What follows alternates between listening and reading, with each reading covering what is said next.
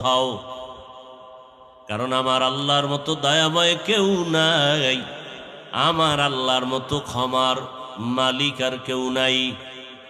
এই জন্য আল্লাহর নবী সব সময় দোয়া শিখাইছেন। আম্মা জান আয়েশা রাদিয়াল্লাহু আনহাকে বলতেন, তুমি সব সময় আল্লাহর কাছে এই দোয়াটা বেশি বড়, আল্লাহুম্মা ইন্নাকা আফুউন কারীম তুহিব্বুল আফওয়া ফাআফু আন্না।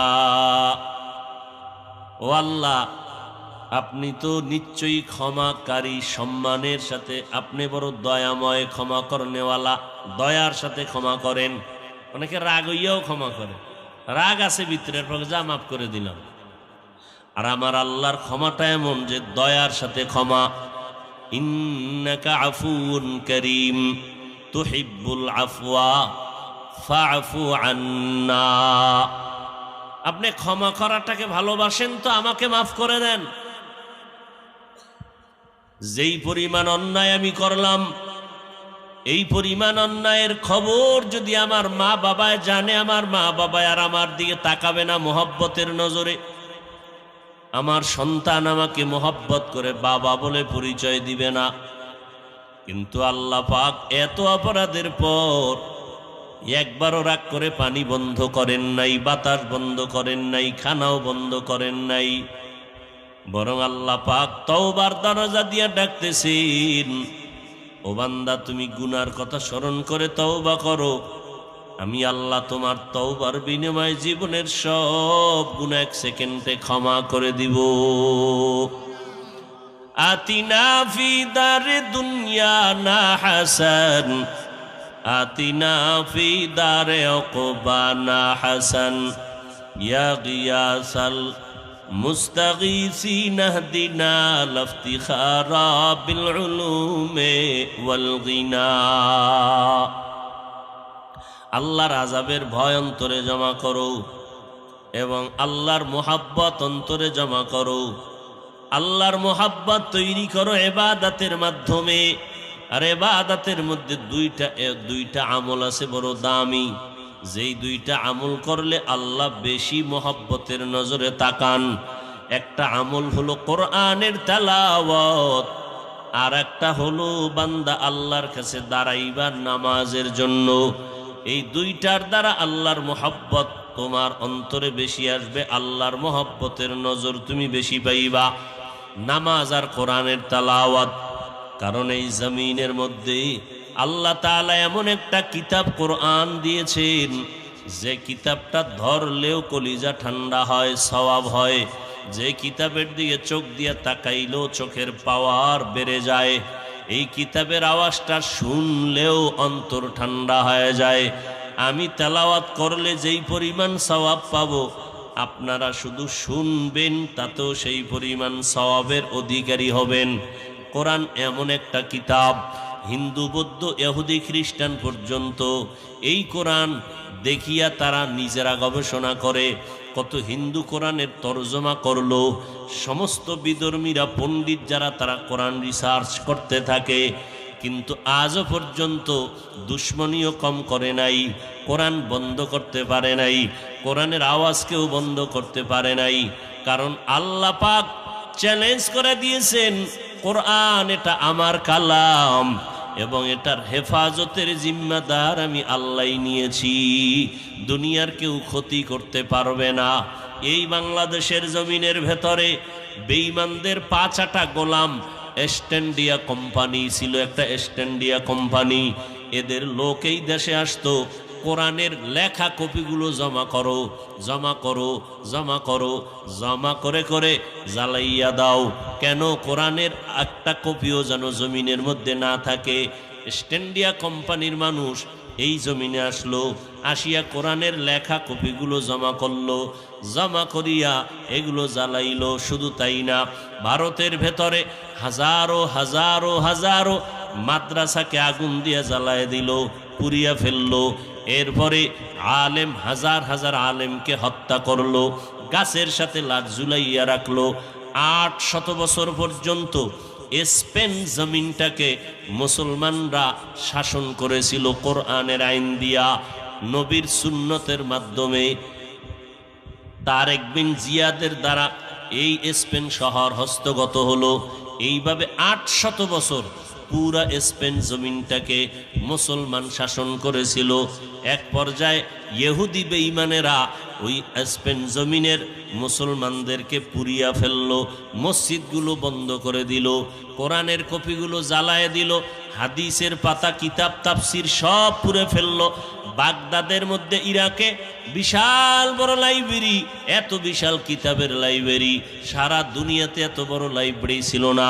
ওই লাইব্রেরির কিতাবগুলো সব নদীর মধ্যে ফেলে দিল, সমুদ্রে। এইভাবে ক্ষতি করতে করতে করতে করতে এমন কোনো যুগ নাই যেই যুগে বেঈমানেরা কোরআনের ক্ষতি করার অপচেষ্টা করে নাই, আলেমদের হত্যা করে নাই, কোরআনওয়ালাদের উপরে জুলুম করে নাই। কিন্তু আজ 1500 বছর হয়ে গেল। আল্লাহর শুকর, আল্লাহর কোরআন যেইভাবে নাজিল করছেন ওইভাবে এখনো আছে, এখনো আছে। বরং যারা বিরোধিতা করলো এরা এক এক করে ধ্বংস হয়ে গেল। ওই কোরআন আল্লাহ রেখেছেন, হেফাজতের জিম্মা আল্লাহ নিয়েছেন। 8 বছরের সন্তান কোরআনটা সিনায় ধারণ করে মুখস্থ আজকে তারাবির নামাজে পড়ায়। পড়ায় না? পড়ায় না? আদর্শ লিপি ক খ শুরু সারে আর 10 পৃষ্ঠার বইয়ের কোনো হাফেজ নাই, আছে? নাই। অথচ 30 পারা কোরআনের হাফেজ, অল্প বয়সের সন্তান, 10 বছর হলো। এবার তারাবির ইমামতির মুসাল্লায় দাঁড়াইয়া চোখ বন্ধ করে তেলাওয়াত চলতেছে চলতেছে চলতেছে। পুরা 20 রাকাত নামাজে 1 পারা 1.5 পারা পড়েন। পুরা রমাজানের মধ্যে একটা খতম করে ফেললেন। এর রমাজানুল মোবারক যারা পাইলেন, এরপরও যারা এখনো রোজা রাখতে ঠিক মতো পারেন না, অথবা রোজা রাখতেছেন চোখের গুনার থেকে চোখ হেফাজত করতে পারেন না, জবানকে গুনার থেকে বাঁচাইতে পারেন না, রোজা রাখিয়াও জবানে গীবত শেখায়াত, রোজাদার রোজা রাখার পরেও জবানে মিথ্যা কথা, রোজাদার রোজা রাখিয়াও মোবাইলে দিয়ে তাকায় তাকায় চোখের গুনাহ, আবার রোজা রাখার পরেও জবানে গীবত শেখায়াত, কানের গুনাহ চলতেছে। এই রোজা তো আল্লাহর কাছে পরিপূর্ণ নাজাতের কারণ হবে না। আল্লাহ নবী বলেন, রোজাটা বান্দা এমন ভাবে রাখো যে তুমি সুন্দরভাবে এই রোজার মধ্যে কোনো গুনার কাজ নাই, চোখের গুনাহ নাই, হাতের গুনাহ নাই, জবানের গুনাহ নাই, কানের গুনাহ নাই। আল্লাহ নবী বলেন, রাজাআকা ইয়াউমি ওয়ালাদাতহু উম্মু, যেমন বান্দা মানুষ মায়ের গর্ভ থেকে নিষ্পাপ ভূমিষ্ঠ হয়, রোজাটা যদি এইভাবে গুনাহমুক্ত হইয়া একমাত্র আল্লাহর জন্যই রাখে, ঈমান ও ইহতিসাবের সাথে একমাত্র আল্লাহর জন্য সওয়াবের আশায়, আল্লাহ নবী বলেন মায়ের গর্ভ থেকে যেমন নিষ্পাপ সন্তান বের হয়, রোজাদারকেও আল্লাহ গুনাহ থেকে এই পরিমাণ নিষ্পাপ বানায় দিবেন। নামাজ পড়ছেন, সওয়াবের হাদিয়াটা আল্লাহ ফেরেশতার মাধ্যমে দিয়েছেন। কোরআন তেলাওয়াত করছেন, আপনার আমলের হাদিয়া ফেরেশতার মাধ্যমে লেখায় দিলেন। রোজার হাদিয়াটা আল্লাহ ফেরেশতাকে দেন নাই। আল্লাহ নবী বলেন, আল্লাহ তাআলা আমাকে জানাইছেন, ও নবী, কুল্লু ইবনে বানি আদম, কুল্লু আমাল ইবনে বানি আদম ইউজাফু, বনি আদম যত আমল করে আল্লাহ পাক তার সওয়াবকে বৃদ্ধি করেন। বৃদ্ধি করতে করতে কতটুকু? বলে আল হাসানাতু বিআশরি আমসালিহা, কয় যে একটা নেকের বিনিময়ে 10টা পেয়ে যায়। ইলা সাবঈ মিয়াতি জিফিন, 700 নেক বরাবর, আরো বেশি। এত পরিমাণ আল্লাহ দেন। তবে ইয়াকুলুল্লাহু আযজা ওয়া জাল্লা ইল্লা সাওম, রোজা ছাড়া। কেন? নবীজি বলেন, আল্লাহ আমাকে জানায় দিলেন, ফা ইন্নাহু লি ওয়া আনা আজজি বিহি, রোজা এটা আমার জন্য, আর এর পুরস্কার আমি তাকে নিজ হাতেই দান করব। আমি কুদরতের হাতে রোজার পুরস্কার দিব। ওলামায়ে কেরাম বলেন না, এর ব্যাখ্যা আরেকটা বলে। কেমন? রোজাদার, আমি আল্লাহ রোজাদারের জন্য হয়ে যাব। আল্লাহ রোজাদারের জন্য হয়ে যাওয়া মানে ওই বান্দা বিনা হিসাবে জান্নাতের মালিক হয়ে যাওয়া। কিন্তু সেইভাবে রোজা রাখতে পারছি কিনা, রোজা রাখছি তারাবি ঠিক মতো পড়তে পারছি কিনা, আবার আমি আব্বা আম্মা হিসাবে রোজা রাখছি কিন্তু আমার উপযুক্ত ছেলে মেয়ে ঘরের মধ্যে রোজা রাখলো কিনা, তারাবির নামাজ পড়লো কিনা, আমার জবান, আমার চোখ, আমার হাত, আমার কান আমি হেফাজত করতে পারলাম কিনা, এগুলো যদি পরিপূর্ণতা অর্জন করতে পারি তাহলে ঘোষণা হবে এমন যে রোজা আল্লাহর জন্য, আল্লাহ আমার জন্য, আল্লাহ আমার হয়ে যাবেন যদি রোজাটা পরিপূর্ণ আল্লাহর জন্যই হয়। রোজার চলতে চলতে শেষের দিকে আর 2-4 দিন আছে, আল্লাহর জন্য কতটুকু করতে পারছি। এখানে অনেকেই রোজাদার আলহামদুলিল্লাহ, কিন্তু জবানে যদি মিথ্যা চালু থাকে, চোখ দিয়ে যদি গুনাহ দেখেন, হাত দিয়ে যদি গুনার দিকে অগ্রসর হন, হাত স্পর্শ করেন, তাহলে আপনার রোজা তো ওই পরিমাণ হবে না যেই পরিমাণ হইলে আল্লাহ বলবে আমি তোমার হয়ে গেছি। এরপরে আপনারা রোজা রাখতেছেন, আপনার উপযুক্ত ছেলে মেয়েরা রোজা রাখতেছে কিনা, ওদিকেও আপনার প্রশ্নের দ্বার প্রান্তে আপনি দাঁড়ানো আছেন যে আপনার ছেলে মেয়েরা যদি ইচ্ছা কইরা রোজা রাখে না আর আপনিও দাওয়াত দেন না এবং গুনার থেকে বাঁচাবার জন্য চেষ্টাও করেন না, তো আপনি রোজা রাখার পরেও আল্লাহর আসামির কাঠগড়ায় দাঁড়াতে হবে সন্তানের কারণে। আল্লাহ তো এত দয়াময় যে 3 দিন আদালতে হাজির হইয়া মামলার রায় নেওয়া লাগবে না।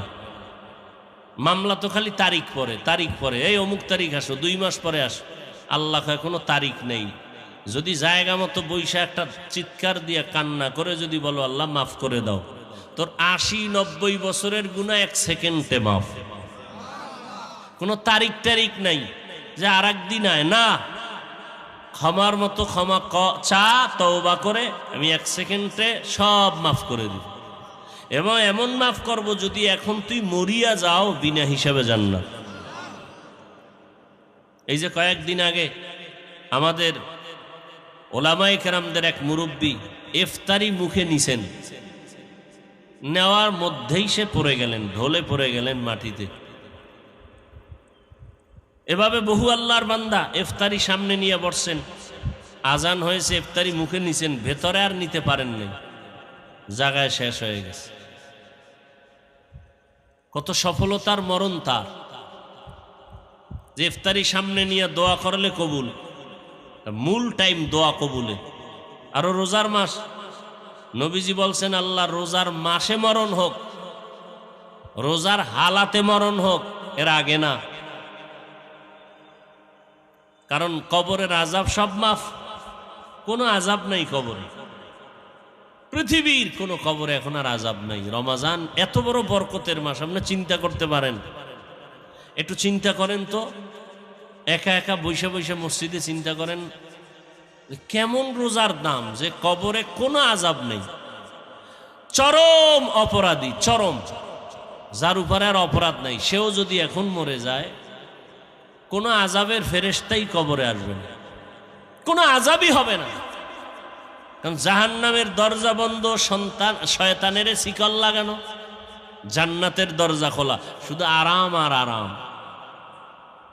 শুধু রোজার বরকত, আপনি চিন্তা করেন রোজাটার দাম কত।